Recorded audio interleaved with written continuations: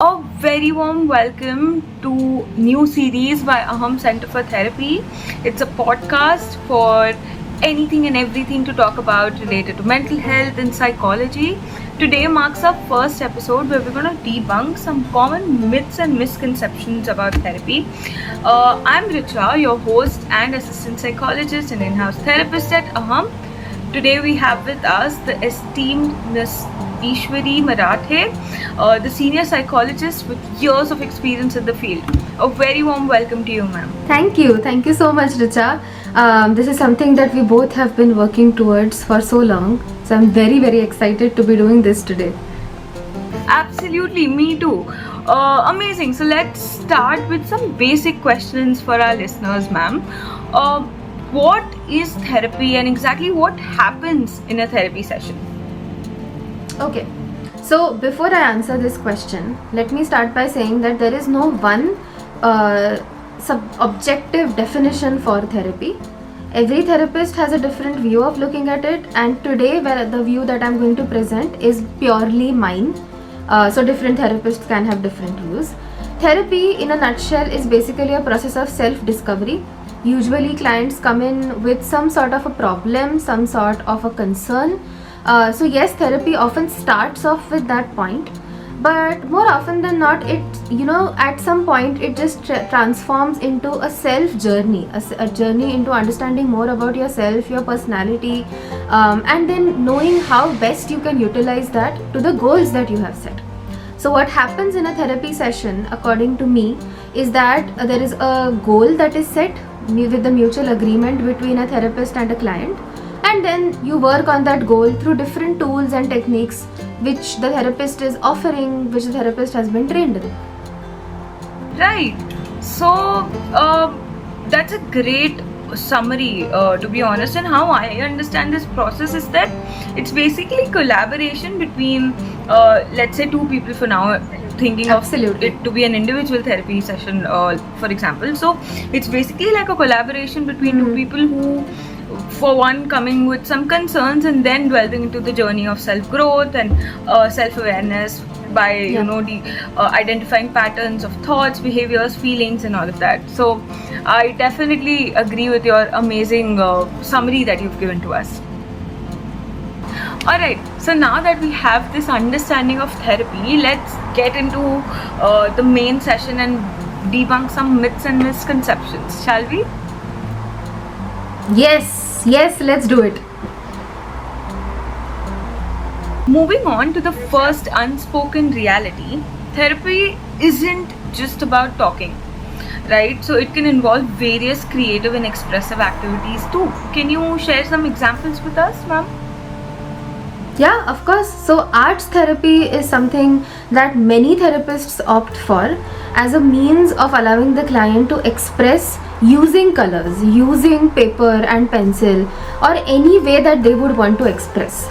So dance movement therapy, music therapy, art therapy, these are different therapies which try to take a holistic point of view towards the client's journey, and it is often best used in combination with a talk therapy, that is something along the lines of cognitive behavior therapy or REBT.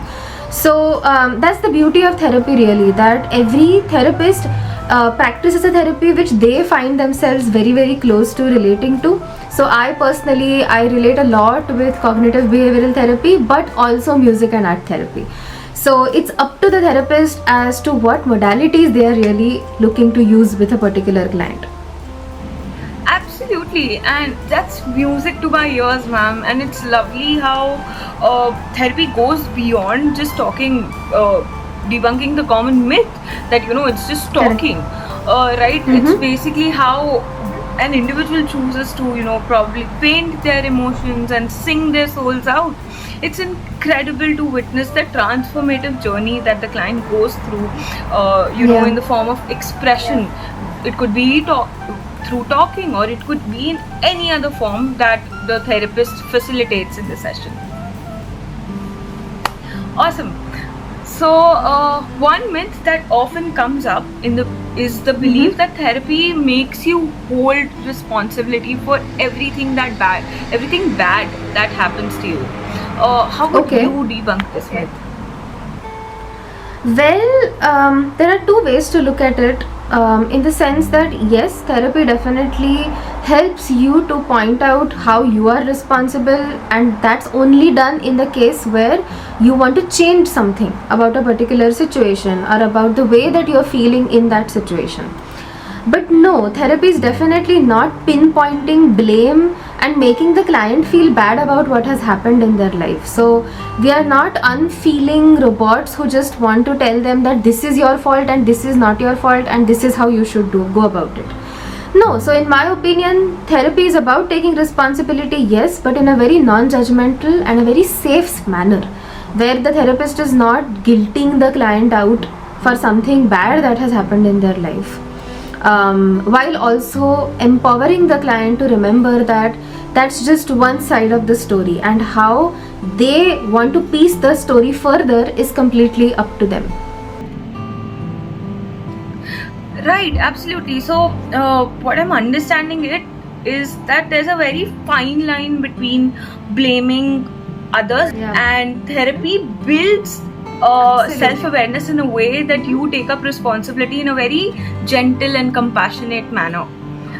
It basically empowers the individual to hold responsibility without self-blame or even blaming others. So I really love that explanation out there. Moving on, let's uncover another reality. So a lot of people say that therapy is very serious and somber, and you feel very low after going to therapy. So what do you think is the role of humor and laughter in therapy?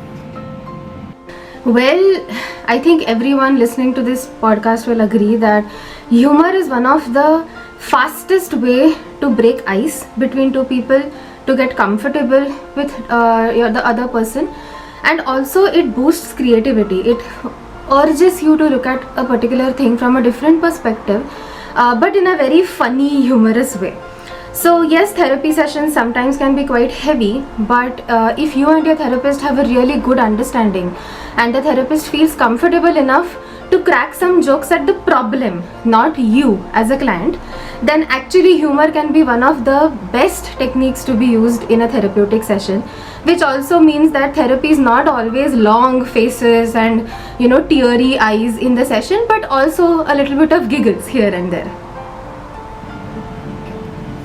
Yeah, I mean, it's so true that laughter can be therapeutic even in a therapy session, right? So it's amazing how therapy inculcates these elements of humor and laughter between such serious transformative journey of self-discovery.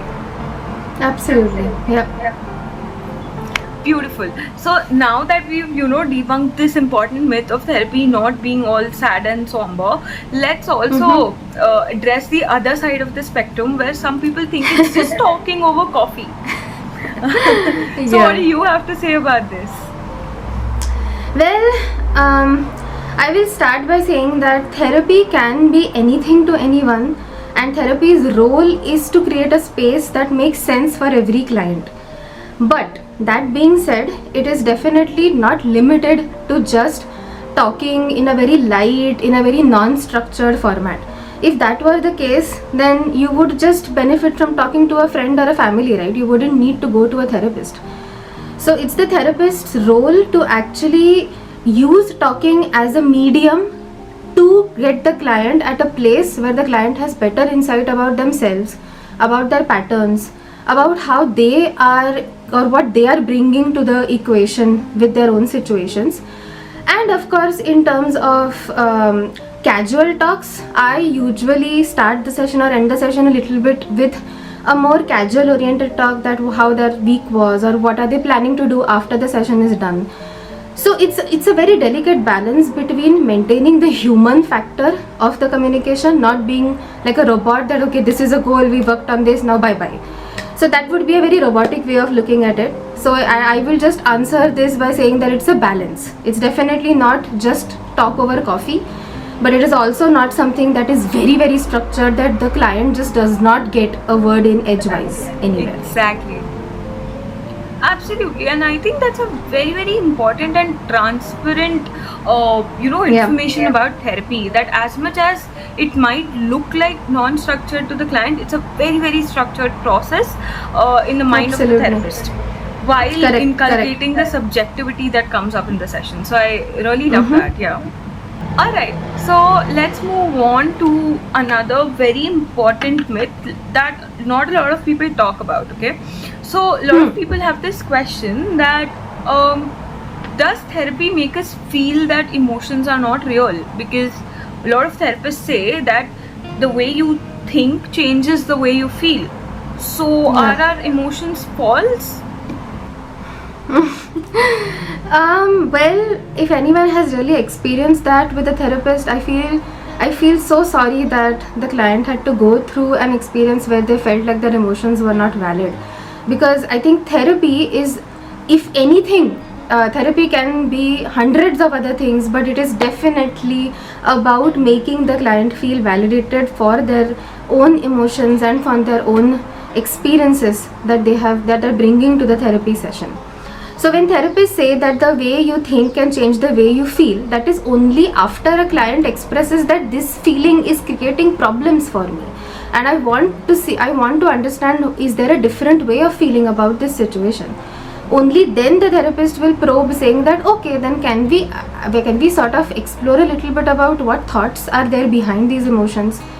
So it's a lot like basically saying that if someone has a high blood pressure and if they reduced the salt in their diet or they became very more active, then that would help them to control that hypertension for themselves. But that doesn't mean that the hypertension in the first place is wrong or it's just in the mind of the person, right? So as much as that is real, so are unhealthy negative emotions or painful emotions real for a client. All our job as therapists is to ask them really to, is that really what you want to change? If not, I can respect that. If yes, then here is how you can change it. So nothing in a therapy session is done without a client's consent. That's very, very important. Right, absolutely. And I think what I understand from your explanation is that emotions are reflections of our sensory experiences. So they are 100% real. Now, if the client themselves don't want to, feel that way because it's getting into their daily life functioning, then we work on, regulating those emotions better. It's never that the emotions are false. Yeah. Correct. Absolutely. Awesome. So let's move on to our next myth now. Yes. Since we've already spoken about structure and how important it is in therapy sessions to the therapist, let's also talk about how a lot of people think that therapy is like one size fit all experience, like because there's so much structure, a therapist uses only that to address all the problems or all the clients that come to them. So how would you address this? Well, I would first and foremost say that whoever says that has not really experienced therapy in its fullest sense, because it's just impossible to have a one size fits all, because the personalities that the clients have are different, their concerns are different, their life histories are different, their strengths and weaknesses, their likes and dislikes, all of that is different.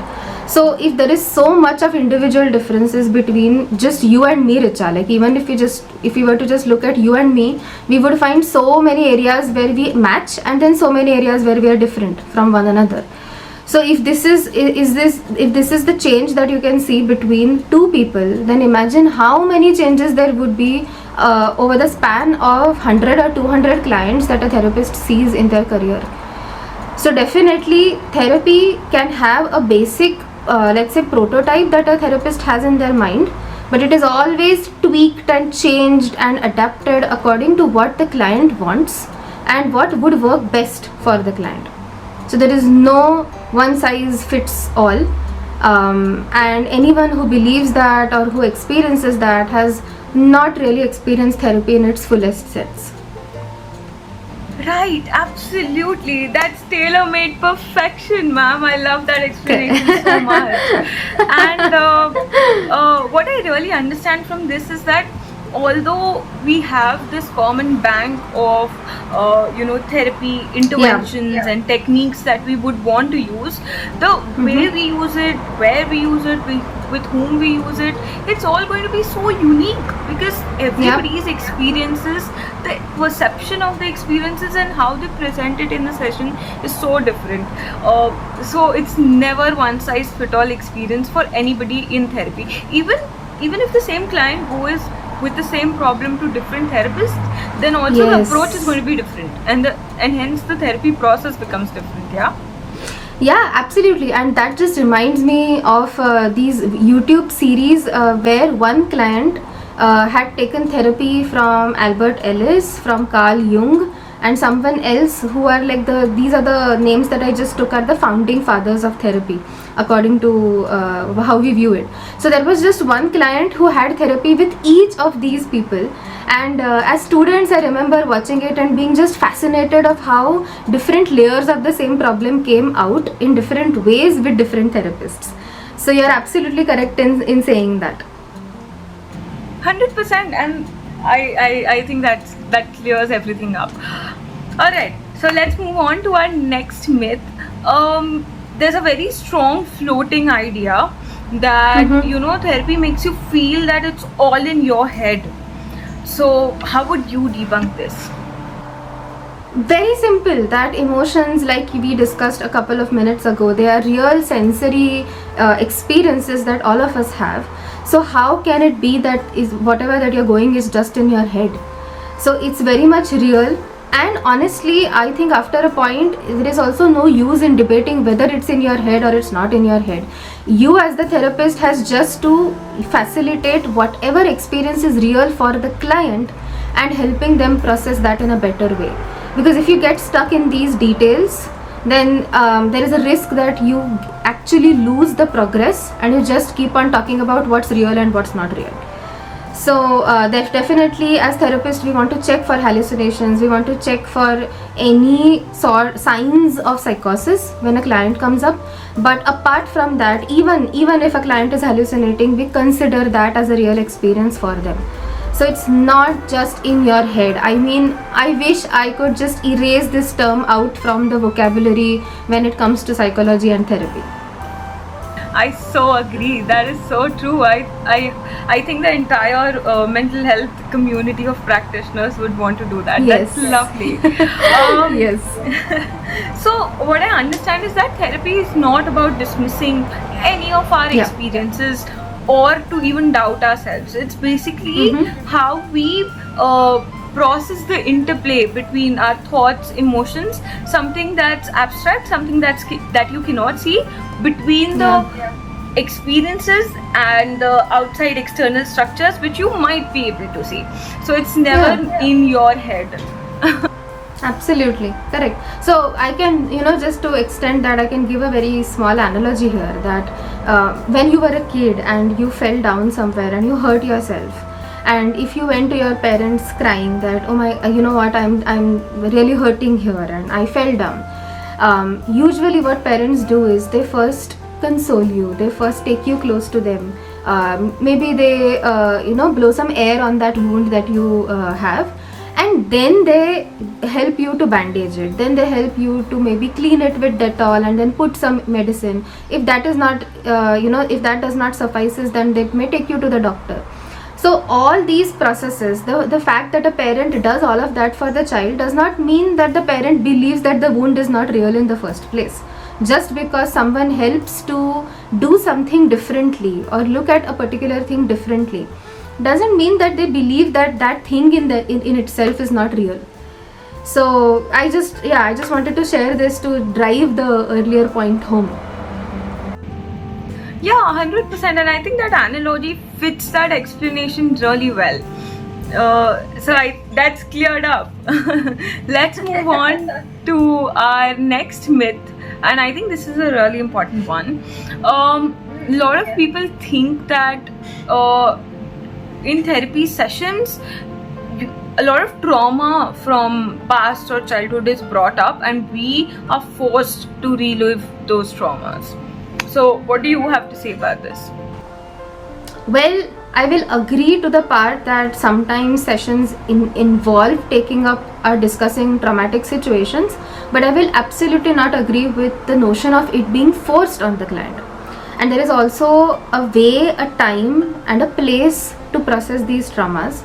And rational emotive behavior therapy as a therapy is something that believes that yes, you can always take the help of the past to understand how the trauma happened and what went through, if you have processed it or not, but ultimately coming back to the present and checking how that situation is creating disturbances for you now. So if a client sometimes, and that has happened with a few clients, that they tell me that they have been through bullying, they have been through really painful experiences, but when I ask them if that creates any trouble right now, they say that no, we have made our peace with that, we have processed that, and it does not really impact my day-to-day functioning or my mental health. Then as their therapist, I will not probe them and unnecessarily force them to just go and relive those wounds unnecessarily. So again, talking about consent, if a client very expressly tells me that this is something that I have just blocked, I have not thought about it, I have not processed how I feel about it, only then will I help the client go back there, and that will also be in a very controlled environment. So I will have clear guidelines and directions what the client can do after the person has processed the trauma and come back to the present session. So how can the client then once again regulate their emotions, how can they regulate their nervous system? So it's all done in a very what can I say, effortful manner. It's not something that's done on a whim, or just because the therapist tickles the therapist's fancy, that oh, let's just talk about the way that time when you were sexually abused.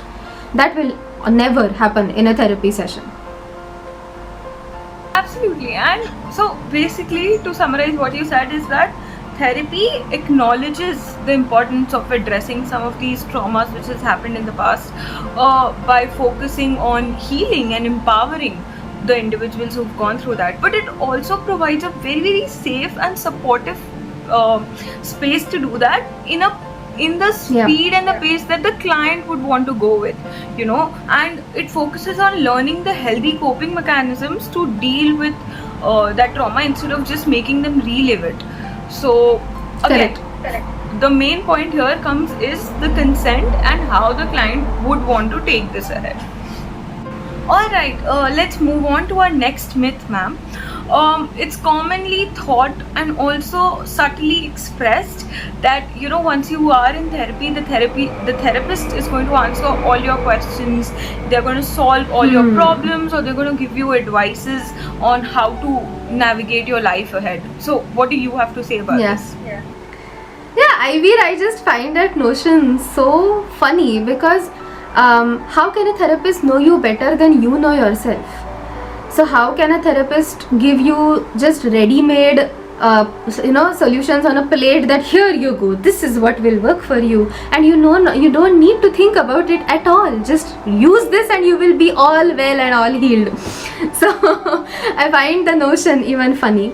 Therapists can they can provide you different perspectives. Therapists can bring in different let's say insights that they have gained because of their training in the field. But ultimately it's basically that a therapist gives you Lego pieces. The job of making a structure out of those Lego pieces is yours. What structure you want to make, how big you want it to be, how small you want it to be, how detailed you want it to be, that's all you. Therapist is only there to provide you with a platform, with a safe space, and with the insights that you will need to do that. Right, absolutely. And I think that's again like a lovely explanation. This brings us to almost the end of our podcast for today. Thank you so much, Ishwari ma'am, for sharing your insights and debunking some really important myths about therapy surrounding mental health and psychology. This was a really enlightening conversation. We spoke about some unspoken realities and debunking myths, which has given like a diverse explanation to this therapy literacy that we want to add to. Do you have anything to add to before we wrap up? I'll just say to anyone who is on the fence about trying out therapy that first research your therapist really well, so that you are fairly certain that the person is a right fit for you. And if it takes more than one therapist to find that fit, please don't give up on the process. As I have said before, that it's a trial and error, but once you find that fit, therapy can really change your life. It can change your entire perspective of yourself and about the situations that come into your life. So do give therapy a try, of course with the correct information. And once you are in therapy, give it your all. Make sure that you are committed to the process 100% in the therapy and also outside of the therapy session, because therapy will work for you only if you make it work for yourself.